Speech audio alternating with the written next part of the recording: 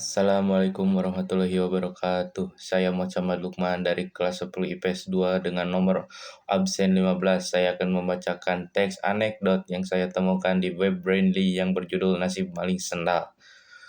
Asep baru saja siap makan soto di tempat Pak Bambang. Setelah berbincang-bincang dengan Pak Bambang, Asep memutuskan untuk segera pulang. Perjalanan dari warung Pak Bambang ke rumah Asep cukup dekat dan bisa ditempuh dengan berjalan kaki. Akhirnya Asep memutuskan untuk pulang berjalan kaki saja menuju ke rumah. Namun sayang sekali, di pertengahan jalan kaki, Asep terserempet sepeda motor. Untunglah kakinya tidak cedera. Walaupun kakinya tidak cedera, Asep merasa sedih. Hal ini dikarenakan sandal barunya putus.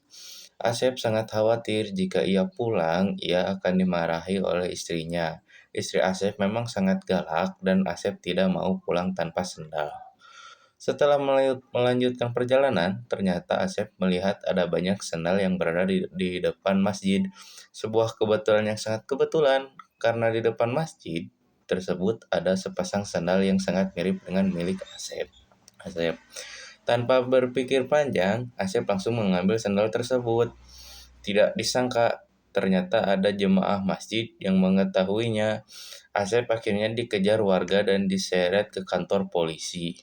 Sesampainya di kantor polisi, Asep langsung diminta untuk segera mengikuti persidangan. Ketika Asep menunggu giliran di sidang, ia melihat seorang koruptor sedang divonis hakim. Hakim koruptor itu telah korupsi sebanyak 2 miliar rupiah dan dijatuhi hukuman 5 hari di penjara. Ketika giliran Asep yang disidang, Asep sangat kaget mendengar putusan hakim. Ia dijatuhi hukuman 5 tahun penjara.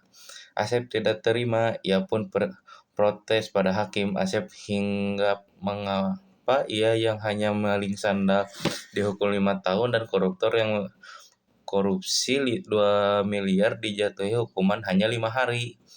Hakim pun menyampaikan jika Asep mencuri sandal seharga 30.000 rupiah dan merugikan satu orang, sedangkan koruptor korupsi 2 miliar, namun ruginya dibagi-bagi ke seluruh rakyat Indonesia yang jumlahnya 200 juta.